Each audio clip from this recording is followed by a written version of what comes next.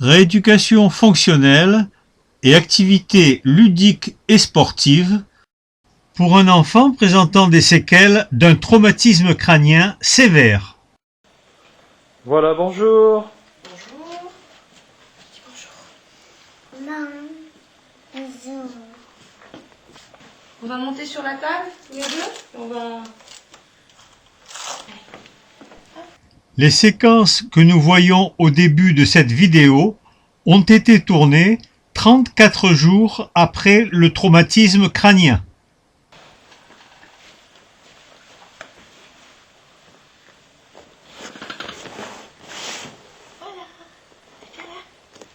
Tu vas te mettre là, maintenant, montre-nous comment tu te retournes. Tu te mets sur le ventre? Allez, vas-y.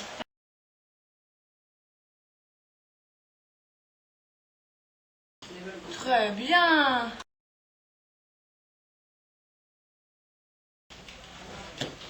Tu refais un tour? Allez, vas-y, refais un tour.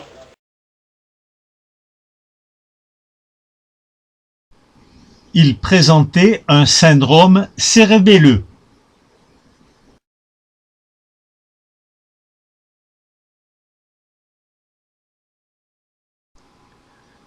Il faut signaler qu'il présentait également une fracture sans déplacement du radius gauche qui avait consolidé rapidement et dont il ne se plaignait jamais.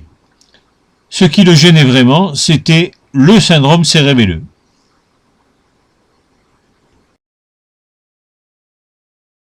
Allez, essaye de prendre la voiture. Voilà. Essaye de la prendre, voilà. C'est bien. Et de la faire rouler. Ouais, essaye de la faire rouler doucement comme ça. Hop. Vas-y. Voilà, en arrière maintenant. Oh. Tu vois le ballon? Hop. Vas-y. Voilà, très bien. Voilà. Allez, vers le haut, essaye de voir. Voilà, le plus haut que tu peux, hein. T'es prêt? Voilà. Vas-y, le plus haut que tu peux. Très bien. Bon.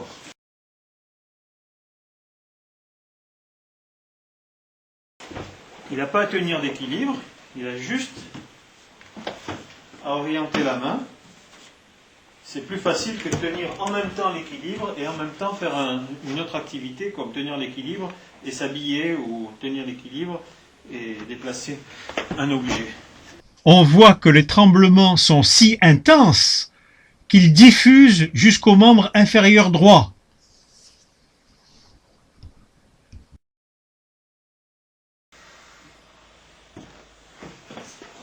Avec la jambe, oh là là, c'est bien. Fais voir avec la jambe. Allez. Tape avec la jambe. Voilà. Tape avec, donne un coup de pied. Voilà, je te le mets là. Vas-y, donne un coup de pied dedans. Vous voyez, la dysmétrie permettrait. Vas-y, tape. Voilà, hop. C'est bien. Voilà. Attrape-le avec les mains. Attrape-le. Vous voyez le tremblement. Tu le tiens. Tiens-le fort. Tiens-le fort. Attention, je vais te l'enlever. Hein. Tiens-le fort. Attrape-le. Attrape-le. Attrape-le. Hop. Épreuve de Stewart Holmes. Hop. Attrape-le. Hop. Et maintenant, tu le prends et tu le jettes. Hop. Très bien.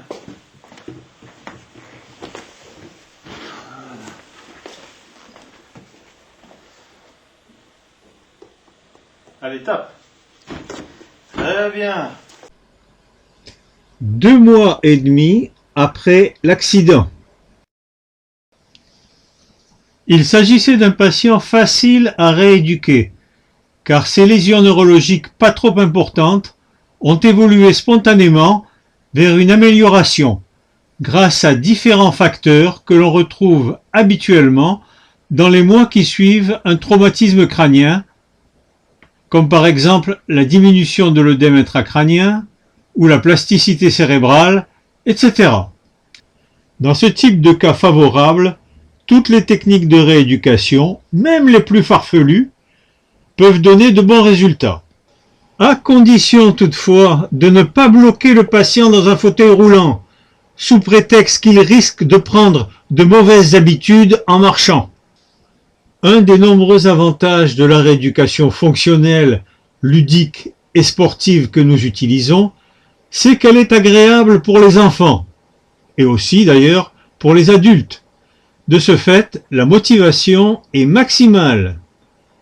Nous pensons qu'il y a également d'autres intérêts comme un gain de temps et d'efficacité lors de la récupération des gestes fonctionnels et des activités ludiques ou sportives pratiquées par le patient.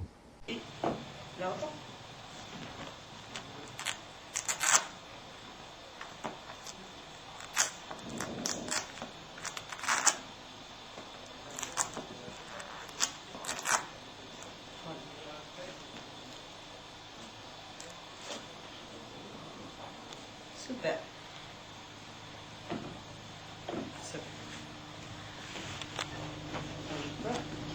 Voilà, remets-toi assis.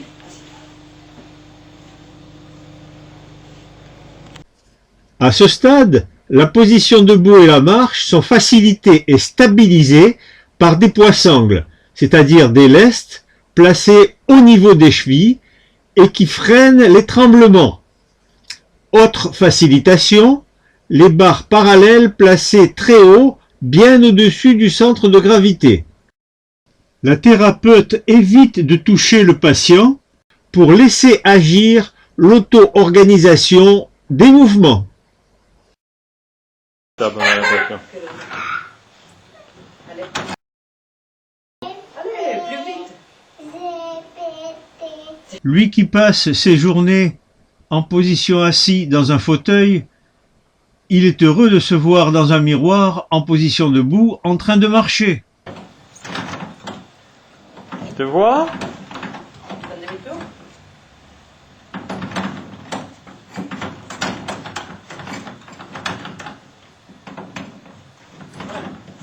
Et allez. On essaie d'aller au bout plus vite. Je regarde devant.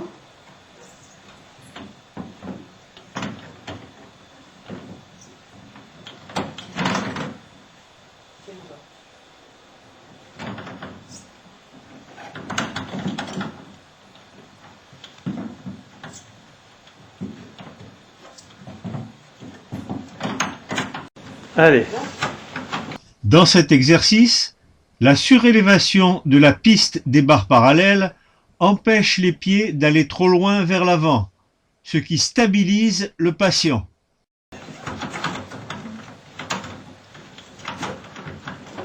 C'est vraiment le plus facile. Allons-y.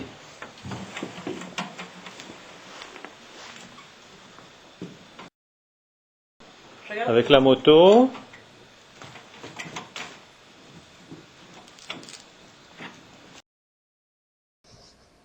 Avec un déambulateur stable à appui sous-axillaire et des lestes au niveau des chevilles, il peut quitter les barres parallèles pour explorer l'espace de la pièce.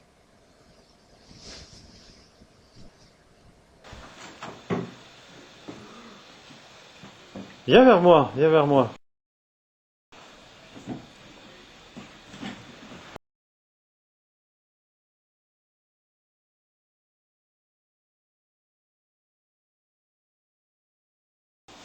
Marche à quatre pattes un petit peu. Viens ici. Hop. Voilà, couche-toi. Et maintenant tu te rassois. Voilà, très bien. Allez, le ballon. Allez, viens. Tu me lances. Par contre, Qu'est-ce que l'auto-organisation des mouvements? Eh bien, apprendre les activités usuelles et naturelles ne nécessite pas d'enseignant ni de pédagogue. Marcher, courir, s'habiller, se moucher, etc. Ces actions se perfectionnent pendant des mois ou même des années par essai-erreur. Petit à petit, ses gestes deviennent plus efficaces et habiles. Il consomme de moins en moins d'énergie, c'est ce qu'on appelle la diminution du coût énergétique. Les contractions musculaires sont optimisées, ni trop fortes, ni trop faibles. La réalisation d'une action devient plus économique. Les diverses activités fonctionnelles ou ludiques ou sportives, pratiquées régulièrement par le patient, nécessitent moins d'attention pour leur réalisation. Les spécialistes de l'apprentissage disent que la demande attentionnelle diminue. Les patients n'ont plus besoin de focaliser leur attention sur ce qu'ils font. Les paramètres temporels et spatiaux du mouvement sont également optimisés pour réaliser l'action de manière la plus efficace possible compte tenu des possibilités du patient.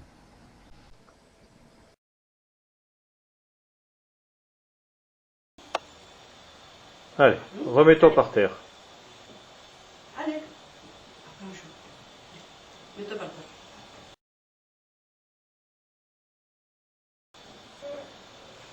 C'est bien.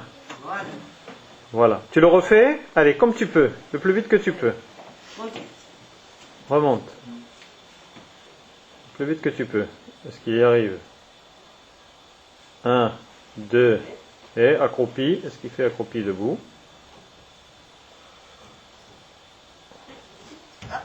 Il a du mal. Difficile à contrôler. Allez. On y va. Je te tiens juste un petit peu les pieds.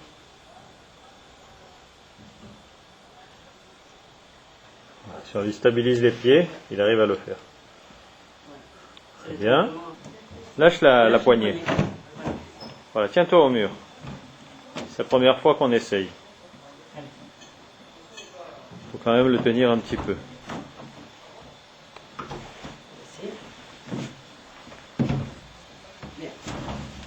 Très bien.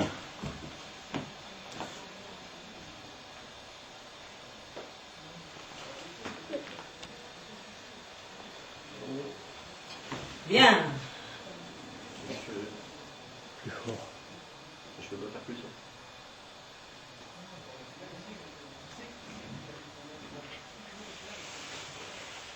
Allez, très bien. 4 mois et 1 semaine après le traumatisme crânien.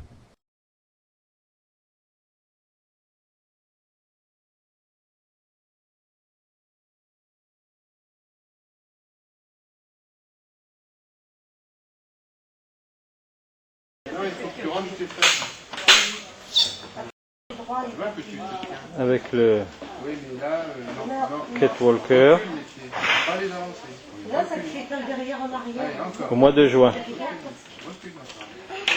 Bien.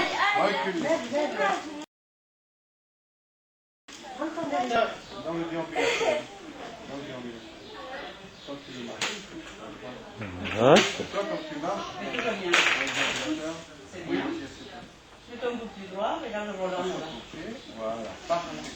Le même jour, avec un déambulateur de type rollator, Il est quand même moins stable.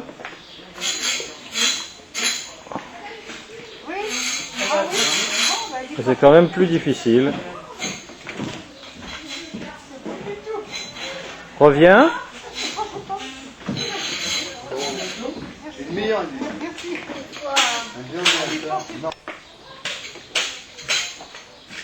Ouais, on voit que le demi-tour est plus difficile.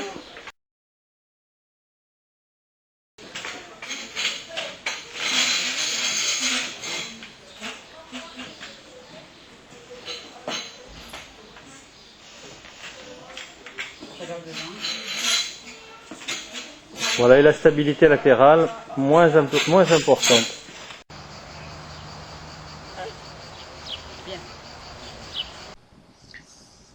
rééduquer à partir d'exercices fonctionnels et d'activités ludiques, sportives et artistiques est quelque chose de simple mais d'efficace.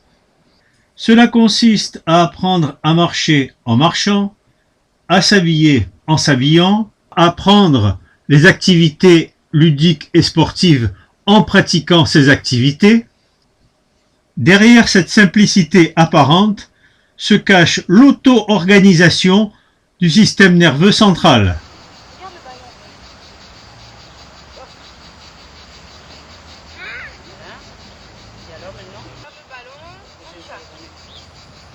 Voilà.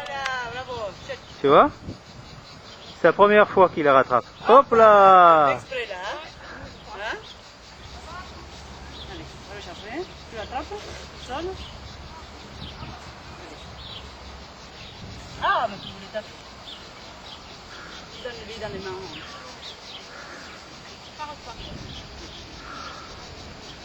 Bien. Très bien. Je le lance à Anne. La pathologie évolue favorablement.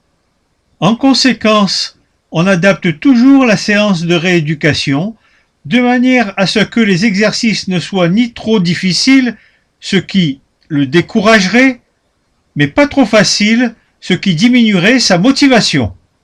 Ah, mais c'est le volet, ça. Bien, allez, balance Anne. Jette Anne. Allez.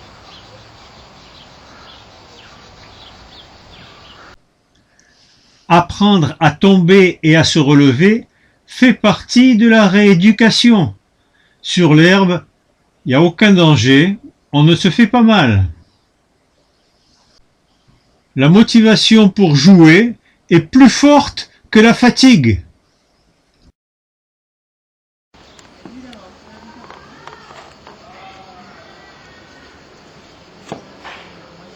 Attention, il t'a mis le pied trop près.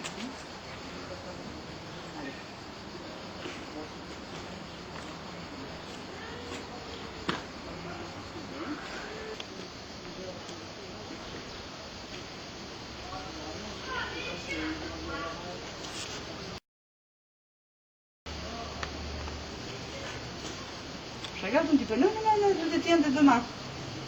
Je détiens de deux mains, rien.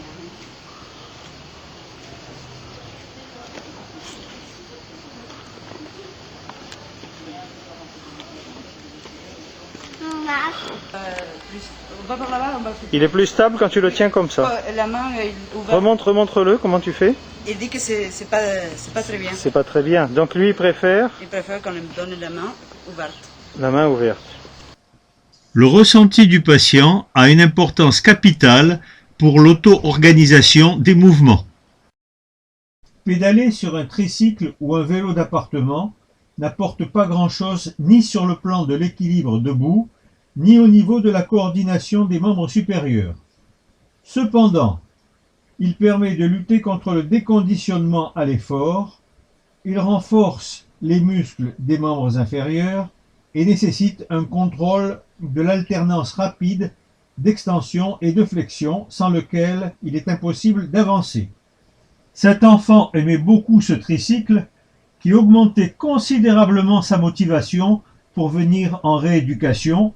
Il aurait donc été dommage de l'en priver. Faire la course lui plaisait beaucoup. 9 mois et 3 semaines après le traumatisme crânien.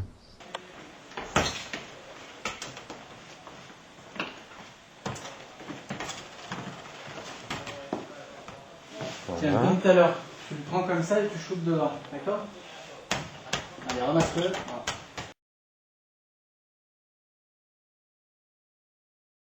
Allez, tu m'envoies, tu shootes? Ouais, c'est bien. T'attrapes? Voilà. Allez, tu Et me renvoies. maintenant, tu le renvoies comme ça, voilà. Très bien. Tu me renvoies tes mains?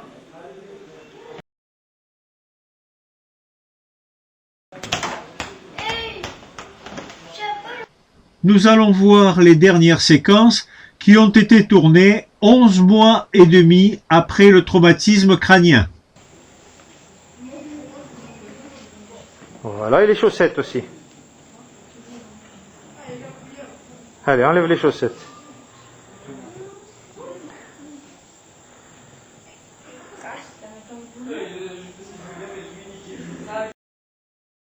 Voilà, mais c'est bien. Voilà, c'est bon. Et je la remets. Tu veux la remettre? Allez, remets-la. Tu montres comme ça, après je te montrerai la vidéo sur le petit écran.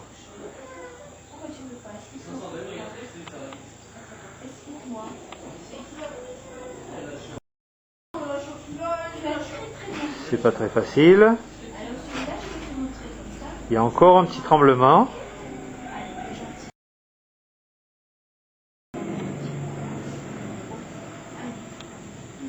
Mais malgré tout, le geste reste efficace.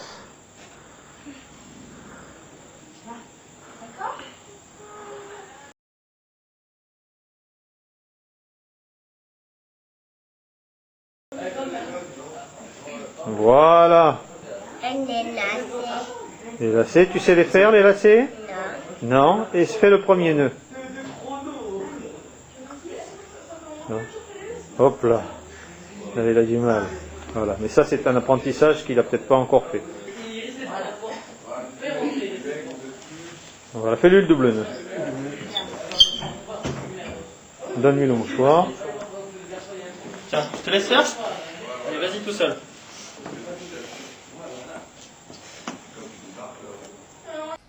Et oui, se moucher est une activité fonctionnelle importante pour l'autonomie du patient. Et souffle dans le mouchoir. Assieds-toi bien.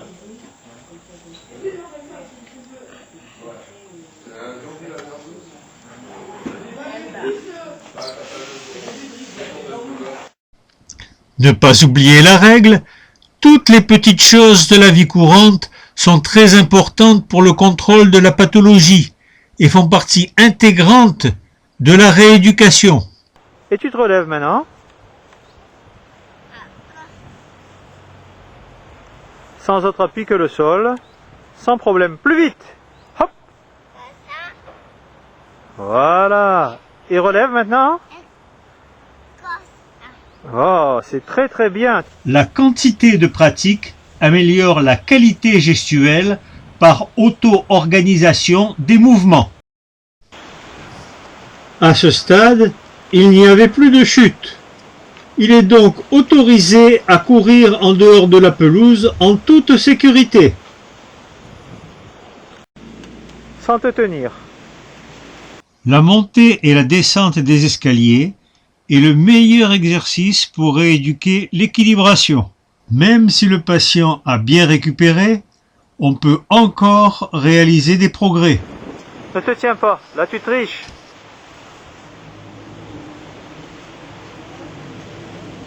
Hop, vous voyez les escaliers c'est quand même difficile. Hein. Vas-y, doucement. Il n'arrive pas encore à alterner. La descente est plus difficile que la montée, car il y a la peur de la chute dans le vide. Essaye de changer de pied. Voilà, sans te tenir. Il y a encore des petites choses qui restent à travailler, comme les escaliers. Voilà, très bien. Vas-y, monte. Change de pied à chaque fois. Change de pied. C'est plus facile avec cet escalier aux marches larges et basses. Et quand même, il y a des fois où il perd un peu d'équilibre. Te mets pas si près de la rampe.